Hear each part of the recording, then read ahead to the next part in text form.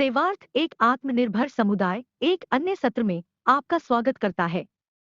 आइए ग्रामीण भारत की कुछ प्रमुख समस्याओं और मुद्दों को हल करने के लिए चल रही वर्तमान गतिविधियों के बारे में चर्चा करें। पिछले 2 दशकों में शहरी क्षेत्रों में एक बड़ा विकास देखा गया है, लेकिन ग्रामीण क्षेत्रों में ज्यादा विकास नहीं हुआ है। ग्रामीण क्षेत्र अभी भी गरीबी, कम साक्षरता दर और स्कूलों और अस्पतालों जैसे बुनियादी ढांचे की कमी जैसे मुद्दों का सामना कर रहे हैं। नतीजतन युवा नए अवसरों की तलाश में शहरी क्षेत्रों की ओर पलायन कर रहे हैं। यदि ग्रामीण क्षेत्र गरीब हैं, तो भारत गरीब है। भारत ग्रामीण अर्थव्यवस्था को बढ़ावा देने के लिए लगातार प्रयास कर रहा है, लेकिन ग्रामीण अर्थव्यवस्था को बढ़ावा देने के अपने प्रयास में भारत कई मुद्दों का सामना कर रहा है, जो आर्थिक विकास को धीमा कर देता है। मुद्दे वास्तव में महत्वपूर्ण हैं और इन्हें हल करने की आवश्यकता है। यहाँ उन प्रमुख मुद्दों की सूची दी गई है जिन्हें ग्रामीण अर्थव्यवस्था को विकसित करने के लिए हल किया जाना चाहिए। पहली समस्या है गरीबी। विश्व बैंक की नवीनतम रिपोर्टों के अनुसार यह अनुमान है कि भारत में कोविड-19 के कारण गरीबी दर बढ़कर 12% लगभग हो जाएगी। 2011 और 2017 के बीच यह 22.1% से घटकर 8.1% हो गया। फिर से देशव्यापी तालाबंदी के कारण भारत में गरीबी का स्तर बढ़ रहा है, जो ग्रामीण विकास में एक प्रमुख मुद्दा बन जाएगा। दूसरा है कनेक्टिविटी।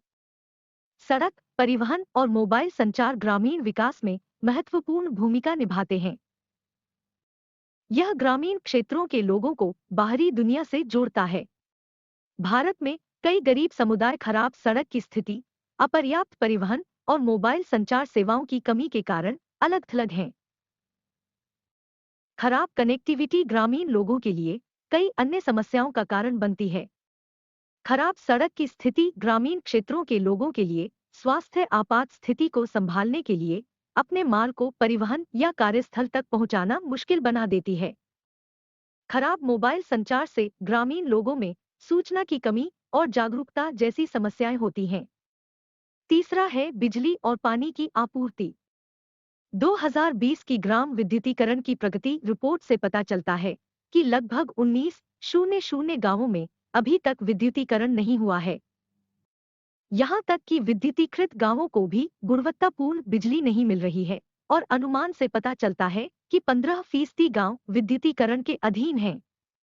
उनके पास प्रति माह केवल 50 kWh से कम बिजली की पहुंच है।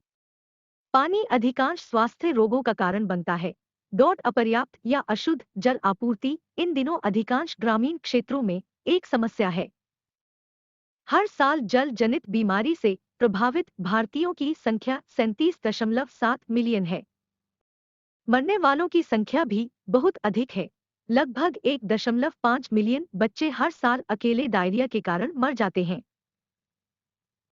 भारत सरकार जलजनित बीमारियों के लिए ग्रामीण क्षेत्रों में स्वास्थ्य सेवाओं पर लगभग $60 करोड़ खर्च करती है।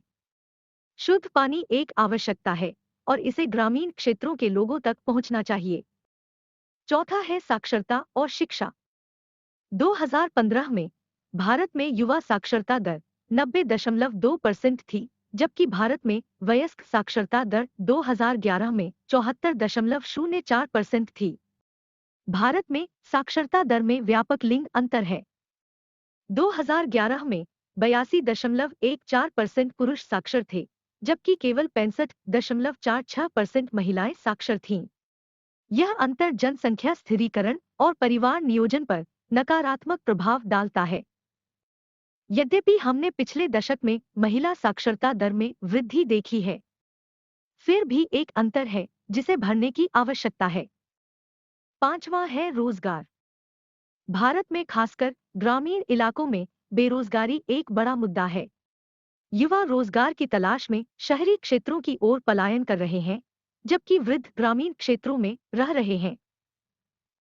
कृषि भूमि की मात्रा समान है, लेकिन जनसंख्या बढ़ रही है। कृषि प्रौद्योगिकी में वृद्धि के साथ हमने पिछले कुछ वर्षों में रोजगार की दर में कमी देखी है। छठा है शहरी क्षेत्रों में प्रवास। लोगों के शहरी क्षेत्रों में पलायन करने का सबसे आम कारण आय की कमी और अवसरों की कमी है। ये आर्थिक कारक हैं, स्वास्थ्य, वित्त, सामाजिक, शिक्षा आदि जैसे अन्य कारक भी हैं। सातवां है भूमि सुधार। ग्रामीण क्षेत्रों में भूमि सुधार की पहल की जानी चाहिए। आजादी के बाद से जमींदार और बड़े जमींदार गरीब लोगों का शोषण करते रहे हैं। हालांकि इससे निजात पाने के लिए भारत सरकार ने कई कदम उठाए हैं। भूमि सुधार कृषि भूमि के कुशल और इष्टतम उपयोग के साथ बड़े पैमाने पर उत्पादन बढ़ाने के लिए आधुनिक तकनीक के उपयोग को सक्षम बनाता है। कुछ अन्य मुद्दे हैं जिनका ग्रामीण विकास पर नकारात्मक प्रभाव पड़ता है।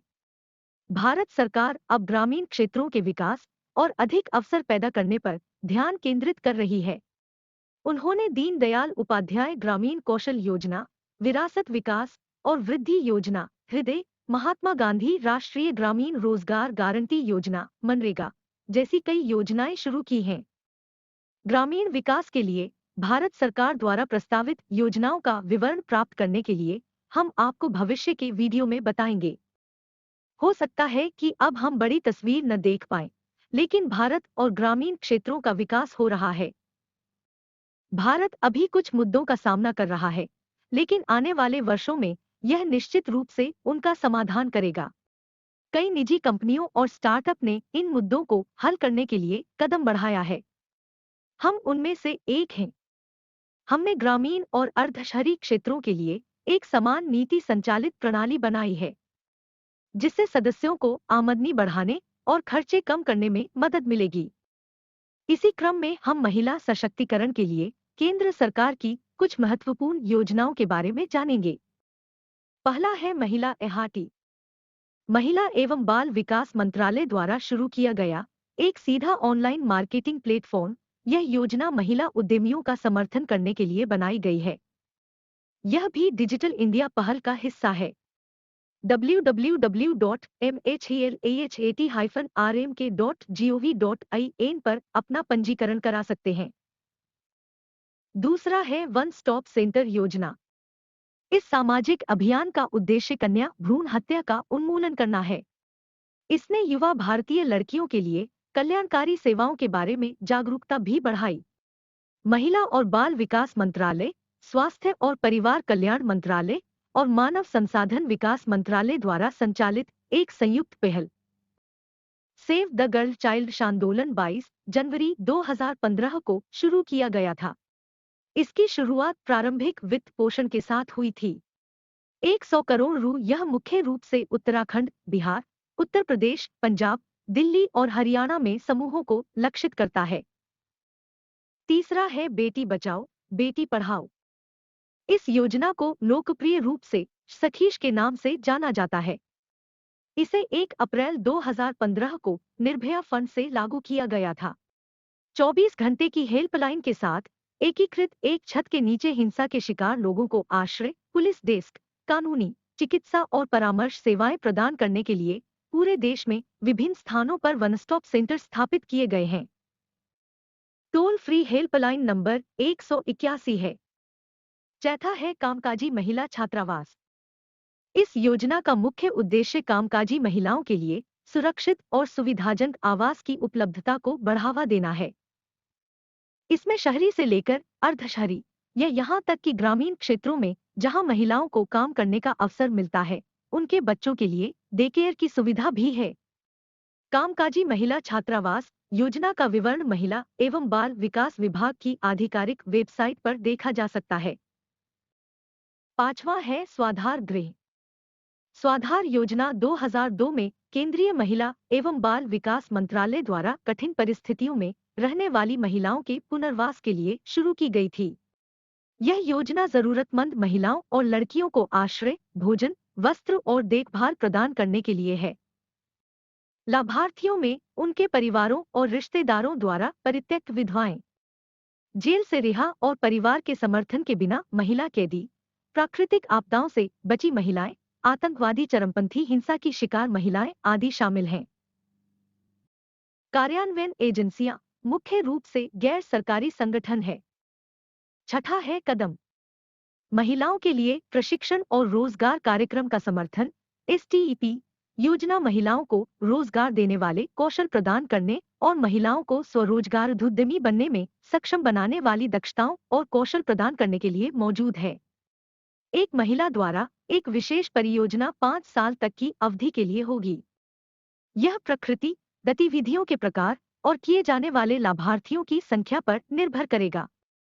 क्षेत्रों में कृषि, बागवानी, खाद्य प्रसंस्करण, हथकरघा, सिलाई, कढ़ाई, जरी आदि, हस्तशिल्प, कंप्यूटर और IT सक्षम सेवाएं शामिल हैं। इसमें कार्यस्थल के लिए सॉफ्ट स्किल्स और स्किल्स जैसे spoken English, James and jewellery, travel and tourism, hospitality आदि शामिल हैं। सातवां है नारी शक्ति पुरस्कार। नारी शक्ति पुरस्कार राष्ट्रीय स्तर के पुरस्कार हैं जो महिलाओं और संस्थानों द्वारा किए गए प्रयासों को मान्यता देते हैं जो महिलाओं के जीवन में बदलाव लाते हैं, विशेष रूप से कमजोर और हाशिए पर रहने वाली महिलाओं के लिए। पुरस्कार भारत के राष्ट्रपति द्वारा हर साल 8 मार्च अंतर्राष्ट्रीय महिला दिवस नई दिल्ली में राष्ट्रपति भवन में प्रदान किए जाते हैं।